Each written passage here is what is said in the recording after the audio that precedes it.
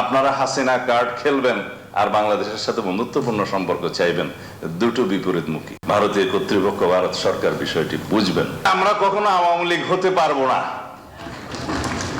আমরা বাংলাদেশের স্বার্থকে সমুন্নত রেখে on the basis of mutual dignity and respect and on the basis of the sovereign equality আমরা আপনাদের সাথে সম্পর্ক রাখব। ভারত একদিকে হাসিনা কার্ড খেলবে, আরেকদিকে বাংলাদেশের বন্ধুত্ব চাইবে, তা হতে পারে না, এমনটি মন্তব্য করেছেন স্বরাষ্ট্রমন্ত্রী সালাউদ্দিন আহমদ। এদিকে প্রধানমন্ত্রীর উপদেষ্টা রুহুল কবির রিজভী বলেছেন, ভারতে শেখ হাসিনাকে বক্তব্য দিতে দেয়া বন্ধুত্বের সম্পর্কের পরিপন্থী। সকালে ঢাকা বিশ্ববিদ্যালয়ে জুলাই অভ্যুত্থানের 2 বছর পূর্তির আলোচনা সভায় এসব কথা বলেন তারা। ঢাকা বিশ্ববিদ্যালয়ের নবাব আলী চৌধুরী সিনেট ভবনে ফ্যাসিস্ট সরকার পতনে শিক্ষকদের ভূমিকা শীর্ষক আলোচনা সভা আয়োজনে ঢাবি সাদা দল ও ইউট্যাব আন্দোলনের একটি গুরুত্বপূর্ণ অধ্যায় হিসেবে আয়োজনে উপস্থিত হন জুলাই শহীদ আবু সাঈদ, মীর মুগ্ধ, ওয়াসিম আকরাম, সাজিদ সহ অনেকে স্বজনরা। মৃত্যু মতো আমি বেঁচে আছি, আমার ছেলের এক মুহূর্তের জন্য, আমি এক মুহূর্তের জন্য, এক সেকেন্ডের জন্য ভুলতে পারি না।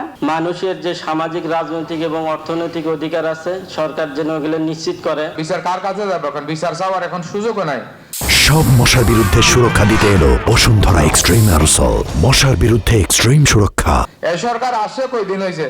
এই সরকারকে সুযোগ দিতে হবে, আমাদেরকে সহযোগিতা করতে হবে। দেশকে বদলাতে হলে সবার আগে নিজেকে বদলাতে হবে। আয়োজনে উঠে আসে ফ্যাসিবাদ বিরোধী দীর্ঘ লড়াইয়ের কথা।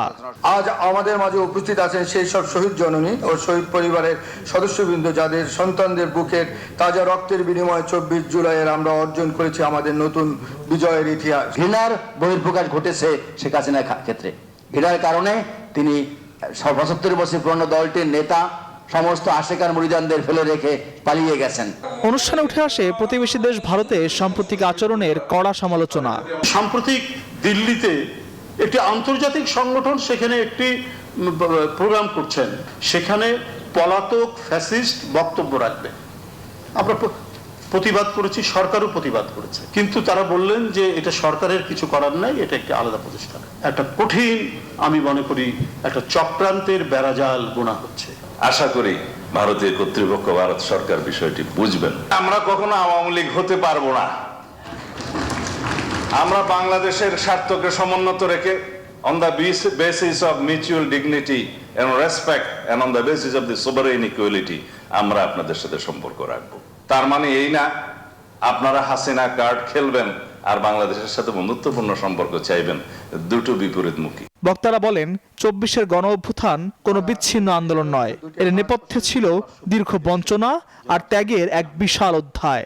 এই গণ অভ্যুত্থানে যে আল মোহাইমিনুল খান, নিউজ 24, ঢাকা।